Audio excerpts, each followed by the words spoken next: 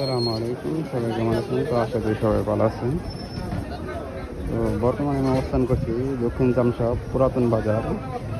তো আজ থেকে শুরু হলো গরু ছাগলের হাট। তো মোটামুটি অনেকগুলো গরু উঠছে, তো আপনাদের দেখাবো, তো সাথে থাকবেন।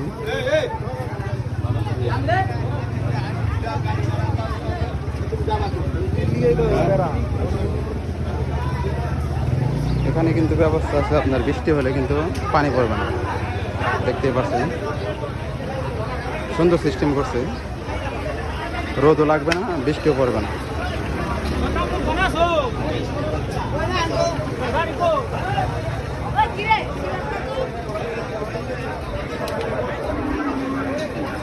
আজ দক্ষিণ জামশা মোটামুটি অনেক গরু উঠছে, পুরা ফুল এখানে দেখতে পাচ্ছেন, পুরাটাই গরু দিয়ে ভরা।